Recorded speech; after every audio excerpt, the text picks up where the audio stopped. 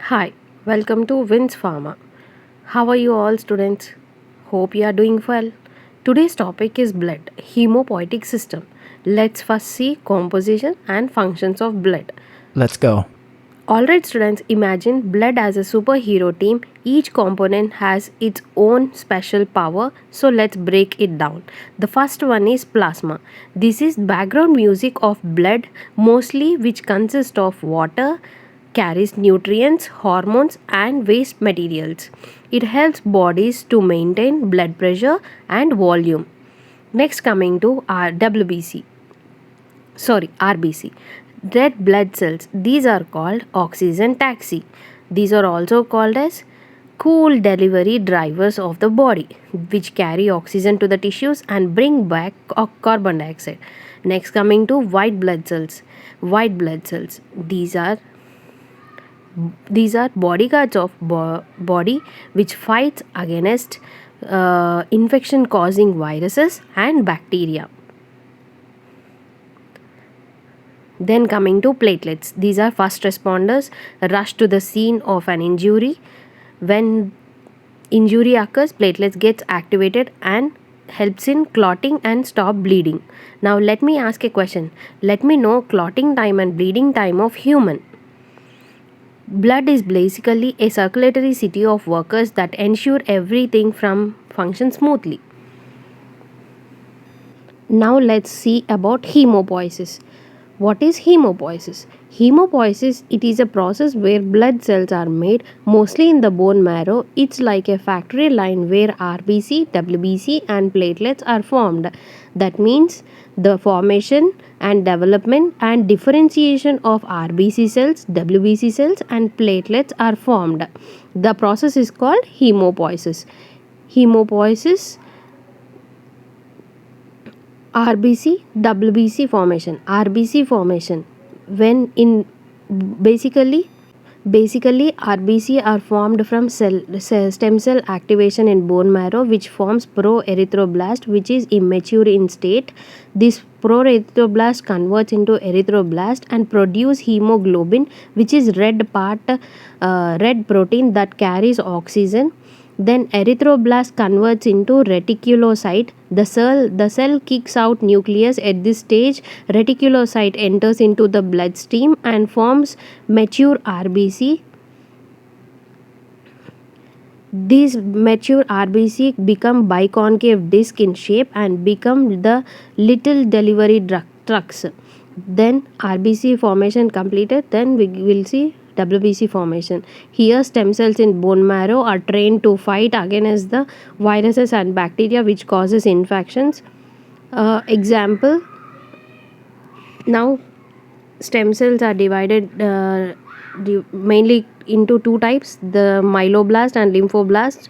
Myeloblast forms neutrophils, eosinophils, basophils and monocytes and mature to form macrophages. Lymphoblast converts into T cells, B cells and natural killer cells. Now let's see platelets formation. The process of platelets formation is called thrombopoiesis. Formation of platelets plays an important role in our body for clotting and bleeding. Bone marrow with the megakaryocytes. These megakaryocytes are massive cells which shed their cytoplasm into little pieces to form platelets. Platelet action begins when injury occurs. Now let's talk about blood component disorders. Blood component disorders example: anemia, leukemia, thrombocytopenia, sickle cell anemia, polycythemia vera, leukopenia, neutropenia, thrombocythemia, essential thrombocythemia. Example: anemia, that is less RBC formation. Leukemia, cancerous WBC invade and multiply. Thrombocytopenia, not enough platelets. Sickle cell anemia,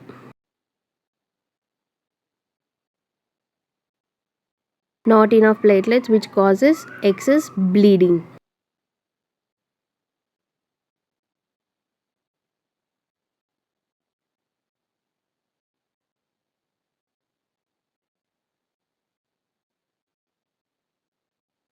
anemia.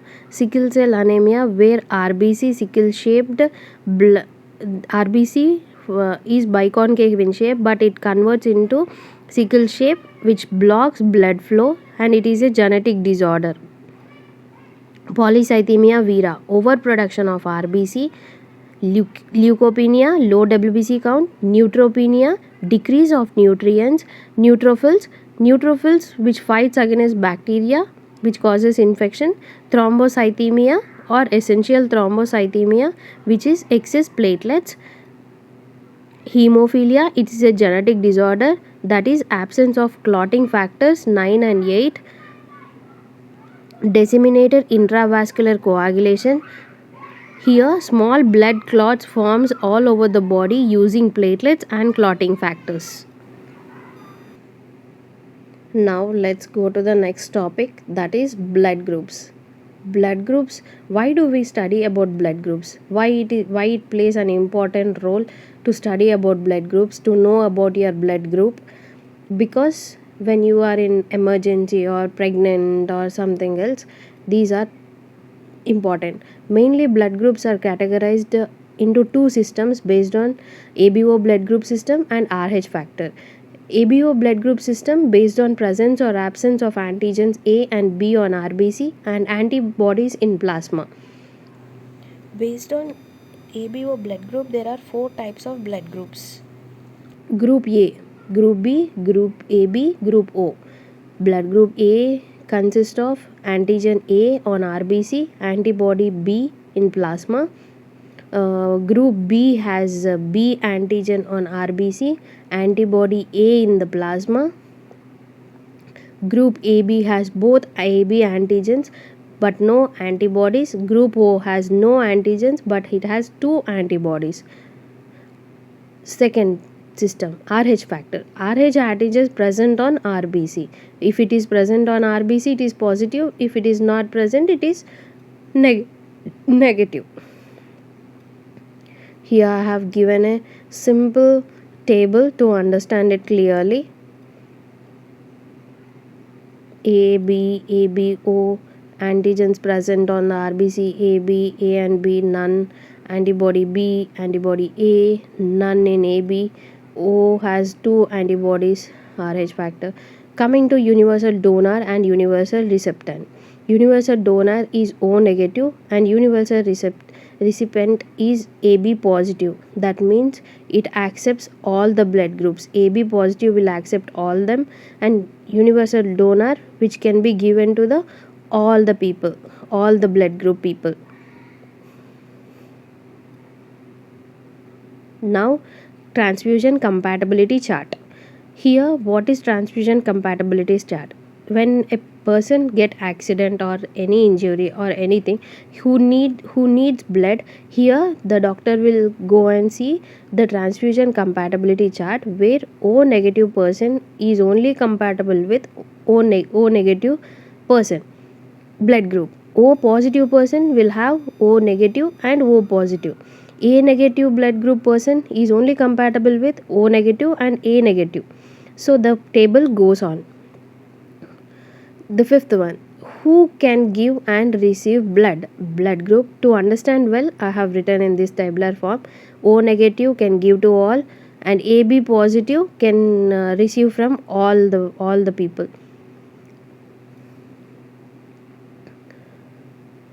O positive can give to O positive, AB positive, B positive, AB positive, can receive only from 2 blood groups, O negative and O positive.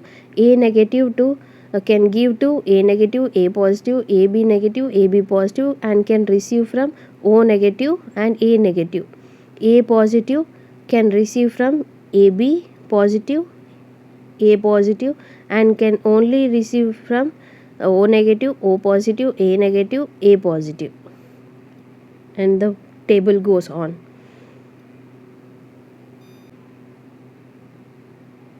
Now let's see the another topic, clotting factors and mechanism. Why clotting factors are important? Clotting factors will help the person to stop bleeding, where excess bleeding may cause the person death. So clotting factors plays an important role in our body.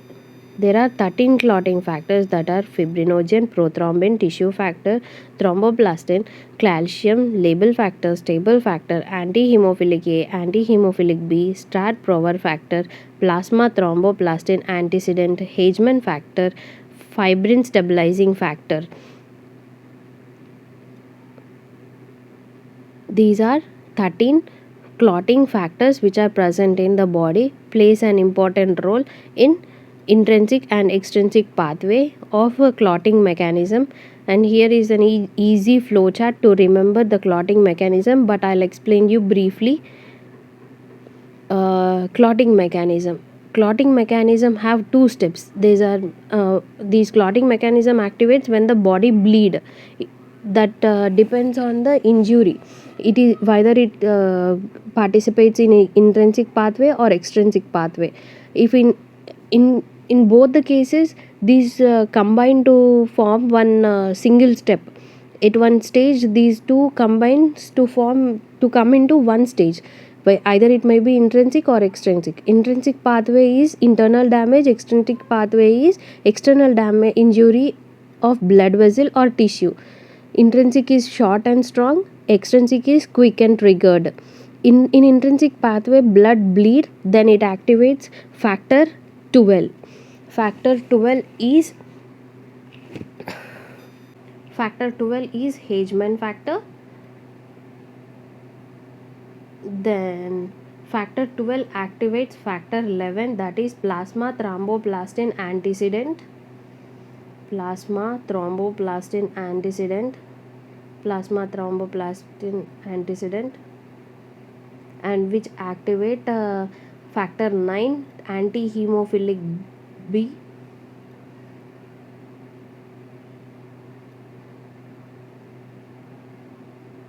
Then this activates anti-hemophilic A, which activates factor 10, that is Trot Prover factor.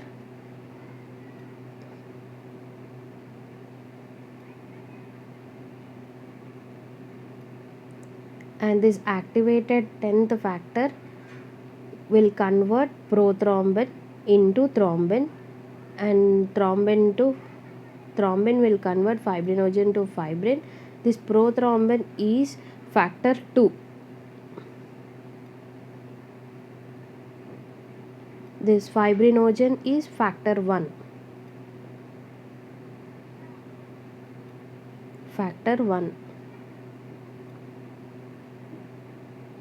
And coming to extrinsic pathway, here in extrinsic pathway, external injury of blood vessel or tissue and damaged tissue releases the tissue factor number 3, which activates factor 7, that is stable factor.